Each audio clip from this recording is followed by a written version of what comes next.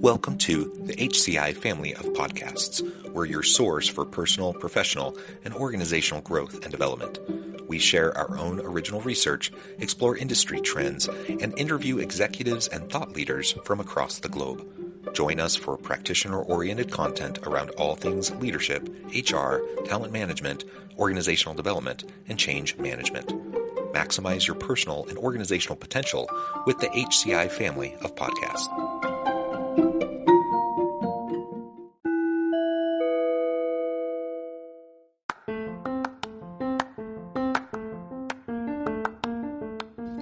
Welcome to the podcast. In this podcast episode, I talk with Raine Mahdi about the benefits of nearshoring and key steps to take for organizational leaders.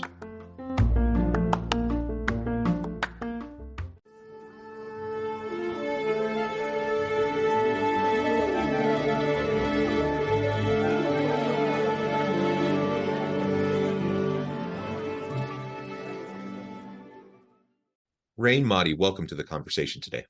Thanks, man. It is a pleasure to be with you. You're joining us from San Diego area of California. I'm south of Salt Lake City in Utah. And today we're going to be talking about nearshoring, the benefits of nearshoring and key steps that organizational leaders should be taking if they want to pursue this as an option. This is a really interesting topic to me. One, admittedly, I don't know quite as much about as some of the topics I typically explore with guests on the show. So I really appreciate you taking the time out of your busy schedule to meet with me, have this conversation, share your insights, and I think it'll be eye-opening to everyone today. As we get started, I wanted to share Raine's bio with everybody. Raine Mahdi is a lifelong entrepreneur from San Diego with deep experience in sales, business development, and product sourcing. He's currently focused on building zipfox.com, the world's first global B2B product sourcing platform, and establishing new global norms for trade and hiring. Super interesting. Raine, anything else you would like to highlight by way of your background or personal context before we dive on in? No, let's get into the story. I think it'll all come out in the story, but that's a great intro. I appreciate it. Okay, cool. Well, why don't you start by telling us a little bit more about ZipFox and what you're trying to accomplish there, and then we can start to unpack this idea of nearshoring. Absolutely. Yeah. So, really the story goes back to I started as a buyer, and I always think about that with our platform. So like you said, we're a B2B product sourcing marketplace. For people who don't really know what that is, most people know what Alibaba is. I hate to make that comparison, but it's the easiest way to get people up to speed. If you know what Alibaba is, then we basically do a similar thing. We're a network of suppliers where you can come, you can search for your product, you can work directly with suppliers. The main difference is everything happens on our platform versus on Alibaba. A lot of times it ends up on email. We offer reliable payment protection, and most of our suppliers are in Mexico or somewhere else in Latin America, whereas on Alibaba, almost everybody is in China. So those are the two big differences. And I started off as a buyer. My last company was a packaging company. We bought a bunch of packaging in China, and we would sell it to food companies and pet food companies in the US. And, a few things happened along the way that made me realize that there were some inadequacies with the sourcing platforms and that we also needed more options outside of China. I got scammed by an Alibaba supplier, which was a big kind of impactful moment for me. It happened early on in the business. It cost me a bunch of money that we didn't have. And I just really felt like, I didn't like the way that it all unfolded and how there was nobody there that could help me. The banks, Alibaba, I had no support, and it just felt like this was really sketchy and bad. And then there was the trade war that started, U.S.-China trade war, and all of a sudden, everything that I was importing from China, I had to pay 25% extra, the tariff on. And at that time, a lot of people started looking for alternatives to China because everybody wanted to avoid the tariff. I thought about my own small business importing packaging, which isn't a very expensive product by nature of volume. Maybe you're paying 5 cents, 10 cents a unit. I thought about the people who were importing furniture and clothing and electronics and these huge, expensive, multi-million-dollar shipments that they're paying 25% extra tariffs on. And I just thought that's insane. I don't know how they absorb that. So I started looking for options outside of China. And the first thing I did was I went back to Alibaba, which is where I used to find my suppliers too. and you start looking for other countries, and you quickly realize that, wait, I thought I had access into a global marketplace, but this is a China marketplace. Anything I try to find outside of that, all roads lead to China. That's why I say that ZipFox is the first global marketplace. Most people probably think it's Alibaba, but if you really think about it, they're a China marketplace. So start thinking about, well, what else can I do to find suppliers outside of China? So I start Googling, and I'm looking for suppliers first in India and Vietnam, things that are kind of more along the lines of what I'm used to. I source things from Asia because it's cheap. I think most people take that same thought track. And I start looking for things there, and it's very uncharted territory. I'm finding websites and Facebook pages and trying to call and email people. It's just very not put together. And so I start thinking more outside the box. I kind of back up and go, okay, that doesn't feel right. What else is there out there?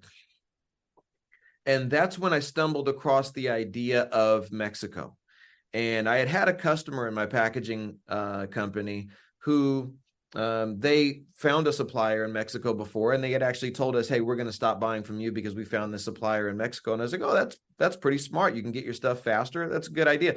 So I said, maybe I can find a supplier in Mexico to make our product that we can sell. And so that way we can deliver to our customers faster. So I started getting excited about the idea of sourcing from Mexico. So I start looking, and I think to myself, well, Mexico being right next door, even though we're not doing it, it's got to be done. There's got to be an Alibaba for Mexico already. Let me just find that. I'm searching. I don't find anything. So I start Googling, okay, packaging factories in Mexico, packaging suppliers, and it takes me down the same path. Forgive me if I'm being too long-winded here. No, this is great. Okay. So it takes me down the same path that I went down when I'm looking for factories in India and Vietnam and everything else. It's the same thing. Some a couple websites, which manufacturers typically aren't very good at putting together websites, some shoddy looking websites, some Facebook pages, trying to make some phone calls, secretaries answering in Spanish. I don't speak Spanish. Still, I don't speak Spanish. And it just wasn't there. So I took another step back. Now I'm stepping all the way back, and I'm taking a bird's eye view at this, and I'm going, okay, wait a minute. The sourcing platforms out there are sketchy. They don't have the options that we need. Mexico seems like a really good option, and there's tons of manufacturing there the more I learn about it. But how come we don't have access to these factories? I'm looking at data and research reports, and I'm realizing that people who do want to source from Mexico or anywhere else, the biggest hurdle they have is a lack of sourcing platforms or, a way to find these factories. And I thought, this can be done better. You shouldn't be unsure of who you're dealing with. It shouldn't be that easy to scam you. You should know that the factories you're working with really are who they say they are, that they're either really a manufacturer or a trading company. It should be more clear who you're dealing with. You should have payment protection that you can trust. And you should be able to find options outside of China. And particularly, Mexico seems like a really great option. There's tons of manufacturing there. It's literally right there. For me being in San Diego, it's literally right there. You can't go further south in the United States. If I drive half an hour south, I'm in Mexico. I used to go as a kid all the time, go on vacation. So it just didn't make sense to me that it was so inaccessible. And so that's kind of where we started. And as we started putting the ideas together, the first line that came to mind for me is build the platform. I still have it here. Create the platform you wish you had. It's the original writing of that on my whiteboard is still right there next to my desk. It's been there. And that has been my kind of guiding light along the way, is like, create what I wish I had. What would have saved me from being ripped off and scammed? How do I wish the order process worked on the platform? How do I wish payment protection was? What options do I wish I had there? How would I have liked to search? So it really has helped me building this platform from the perspective of being a buyer first versus just saying, hey, there should be, a place where you can source from Mexico. Let's just build that. So yeah, I guess in a nutshell, that's it. And from there, we just built and built. And then when I got to a point where I said, okay, we're ready to at least do a soft launch and release this thing into the world, I sold my packaging company so that I could focus all of my attention and energy on this. And we've been off and running ever since. Yeah, well, that's really cool. And this notion of nearshoring, contrasting that with offshoring, right? I love the idea, and you're right. I think a lot of people, their minds jump to Southeast Asia for cheap labor for these markets, etc. But why not? I mean, there are so many other potential markets and producers and suppliers much closer to where we're at here in the continental United States for sure. To maybe talk us through a little bit more the benefits you've seen of nearshoring as you've been creating ZipFox. Yeah, it's a great question. So first thing I'll touch on is, I guess, the cost, since you brought it up.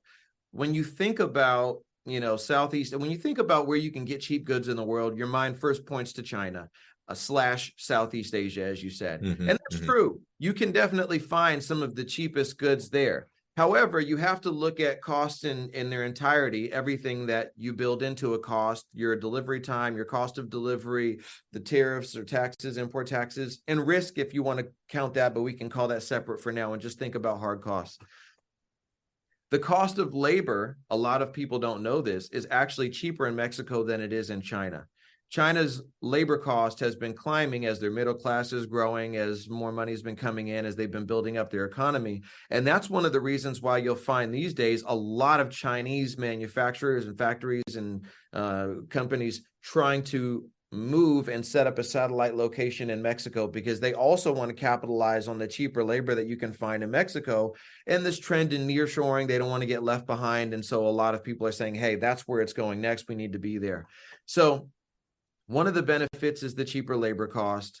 One of the huge benefits that you'll find is the delivery time, right? Mm-hmm. So if you've got lead time and delivery time, and a lot of people don't know the difference there unless they work in, sourcing or they source products. So lead time is how long it takes the factory to make the product, and so it's ready to ship. And then delivery time is the time from when the factory has finished the product until it actually ships to your door, right? So you got lead time, delivery time. Lead times may be similar in Mexico and in China. Maybe it takes 25 days to make X product, whatever that is.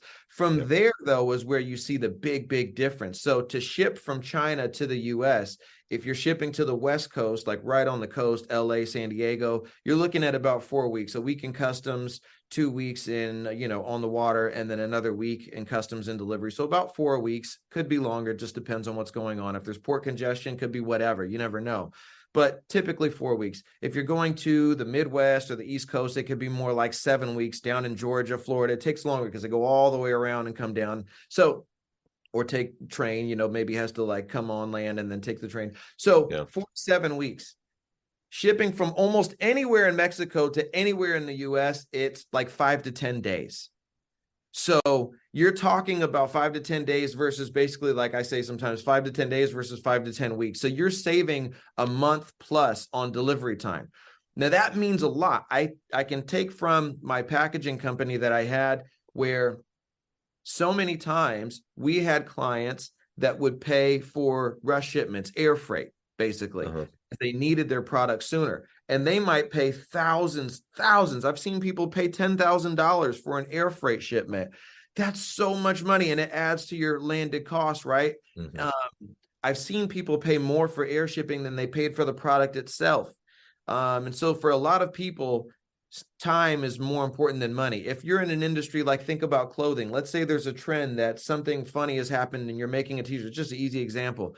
If it takes you a month and a half to get that, you may completely miss the trend by the time the goods land, right?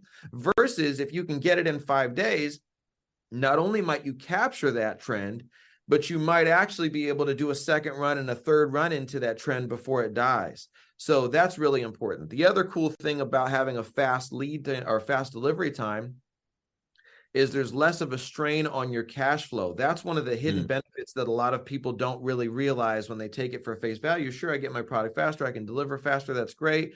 But think about the strain on cash flow when you have money tied up. You've paid for something in China, now you're waiting 5 to 7 weeks, 8 weeks, whatever it is, for it to show up before you can then turn those goods back into cash and then go through another sales cycle. But if you can do that a month and a half faster, then you're freeing up your cash. You can go through more sales cycles in a year, which just allows you to grow even quicker. So there's all these benefits. You can also order in smaller quantities. You don't have to order these huge quantities because you know that your delivery cycle is 3 months from China. If you can get it in a month from Mexico, you don't have to warehouse as much. You don't have to buy as much at once. So there's all these huge benefits that are linked to that faster delivery time, aside from just, the convenience of it or being to deliver it to your customer faster. So all those things. And then you've got the expertise in manufacturing. Mexico, even by myself, honestly, has been overlooked for such a long time. Mm. They've been one of our largest suppliers. They've been our second largest supplier for a long time. Now they are officially our largest trading partner and becoming our largest supplier as well, as more and more is shifting away from China into Mexico. So they are our largest trading partner because trade goes both ways. With China, we buy from them, they buy almost nothing from us. But with Mexico, we buy from them and they buy from us. And in fact, 40% of the components that go into products made in Mexico are made in the US. So when you're sourcing from Mexico, you're actually also helping the US economy. You're creating jobs in the US. So there's all these benefits. And then the big one, obviously, for a lot of people is the geopolitical risk. You never know what the next dot plot is in this timeline between US and China, that relationship, where things are going. We're already in a trade war. There are still people paying 25% tariffs every day, silently suffering from that. And they've just kind of stopped having a voice. It's not a headline anymore, but it's still happening. And if there's any escalation of the tension between US and China, what's the next thing that's going to happen? It's going to be an economical war before they would ever consider going to an actual, physical boots on the ground war, because that would be really terrible. So the first strike is always going to be, 25% tariffs, now 50%, or sanctions. So you have to worry about this disruption in the supply chain, or you have to worry about just an increase in your costs in that way. You have almost no risk of that happening with Mexico because we have a free trade agreement and we're right next door. And so you're not going to, you're going to do everything you can to avoid having tension with somebody who's right next door to you. So we have this great free trade agreement between the US, Mexico, and Canada, the USMCA. And so you don't have to pay for, you don't have tariffs, you don't have duties on most products. So there's all those things. I'm probably even forgetting some, but there's so many benefits that I've figured out about sourcing from Mexico in comparison to China. Yeah, and whether we're talking about nearshoring or offshoring, from a human capital perspective, that's a tool, that's a strategy that's been used for a long time, right? And as we gained access in a interconnected globalized world to cheaper labor in other parts of the world, it became more and more common to do more and more offshoring. And obviously there's pros and cons to it. And there's certainly trade-offs. And as we already mentioned, a lot of that has focused traditionally in Southeast Asia, China, initially Vietnam, some of these other places. Let's talk a little bit more about the human capital component of having, of sourcing from a neighbor like Mexico or other countries in South America that are geographically closer. Like you said, we geopolitically, it's easier, safer. It's the potential for supply chain disruptions is lower. Just think back to the pandemic and all the supply chain disruptions that happened during that time. It wasn't a war, but it certainly caused a lot of disruption. And so, as we think about those components, in addition to labor shortages that we have in the US, we don't have enough skilled people doing the jobs that need to be done. Maybe other thoughts on like leveraging the labor markets and the human capital of our neighbors as a strategy for US based businesses who may have traditionally thought about just sending things off to China or Southeast Asia. Yeah, absolutely. One of the big benefits that people speak about with China is just the massive labor force that they have. Just true. I mean, it's unparalleled. And one of the things that people actually comment on in Mexico is the shortage of labor, as all these new companies are coming in, setting up factories, Chinese companies, US companies around the world, setting up their operations in Mexico and tapping the remaining talent. They already have kind of low unemployment there now. But there's a lot of skilled labor there. At the moment, it's not a bottleneck. I think what we're trying to do is see into the future that it could become a bottleneck at some point, but it's not right now.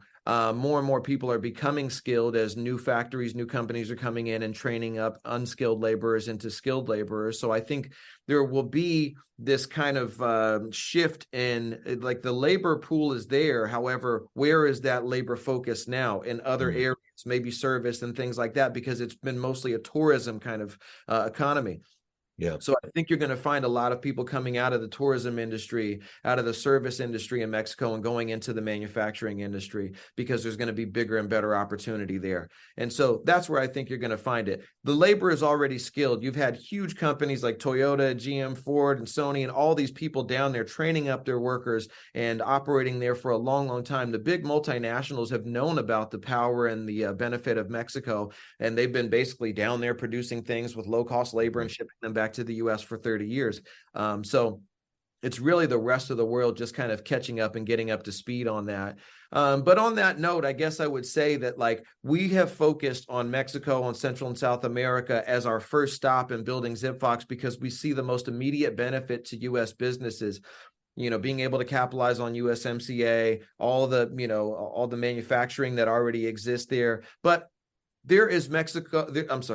There's manufacturing around the world, right? And that's why we call ourselves a global marketplace, because if we just set up with Mexico, then we'd be no different than Alibaba. We would just be, we really see the big opportunity long term in bringing all manufacturing around the world online, from Asia, from Europe. You've got, Swiss and German manufacturing that's unparalleled in their precision. And you've got all these things around the world that exist, this capacity that exists. Even in Africa, you've got manufacturers in Egypt and in South Africa and all these places.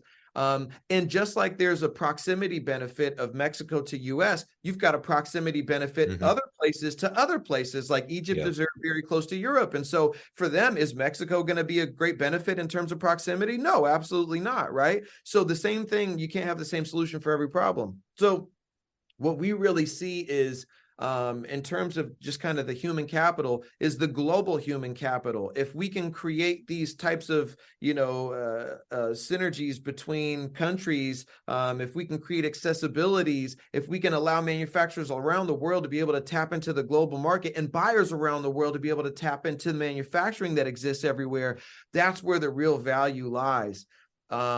And that's the thing that I'm the most excited about. Again, thinking about this through the eyes of a buyer, if I was to search for, whatever I'm looking for, let's say, hooded sweatshirt that I'm wearing, if I was to search for that on ZipFox and be able to then filter by what matters the most to me. If it's cost, maybe we show you factories in a certain area. If it's delivery time, maybe we show you factories in a different area. Maybe it's some sort of, social or environmental impact, and then we show you certain manufacturers that have that, that capability.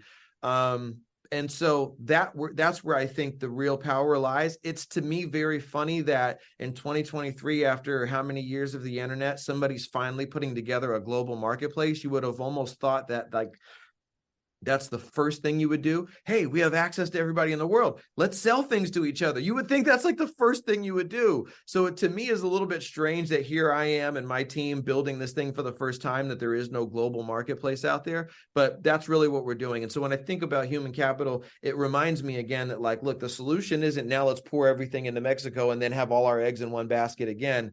Let's really kind of diversify. Let's connect the entire world, and then you don't have a human capital or capacity problem ever again. Yeah, I love it. So I note the time. I'm going to have to let you go in just a minute, but maybe as we wrap things up, what's maybe one of the first one or two steps that organizational leaders should do as they're starting to contemplate whether this is something they want to pursue? Yeah, I think just like anything else, taking the first step is the most important thing, right? So come on ZipFox, and I'm not just like, talking my own book here, but there's nowhere else to go. So come on ZipFox and search for your product, start getting quotes, start talking to some suppliers. And the best thing for me, I always think, is to have the advantage of time. Don't wait until you have to do it and then be forced to hurry up and make a decision. Do it while time is on your side. Start requesting samples, start slowly establishing a relationship with somebody, find the supplier that makes sense to you, maybe place a small order, be able to take your time so that if you decide to or have to shift more production to them at a later date, you've already got everything established, you've got quality control set up. you're not doing it in a pinch. Nobody wants to make a huge decision like that in a pinch. But if the headline comes out tomorrow, China just bombed Taiwan, we're raising the tariffs from 25 to 75%, all of a sudden you're in this situation where you have to move everything immediately. And then you're like, oh, on ZipFox. And then this bottleneck issue that could be coming down the road with the capacity in Mexico starts to really become an issue because everybody's trying to lock down production time. And now you can't find a supplier, or you don't have access to the really great suppliers. You have to take what's left. So that's my advice, is get started early. Yeah, well said. Raine, this has just been a really fun conversation. Thanks, I man. encourage the audience to reach out, get connected, find out more about what Raine and his team at ZipFox can do for you. And as always, I hope everyone can stay healthy and safe, that you can find meaning and purpose at work each and every day. And I hope you all have a great week. Thanks.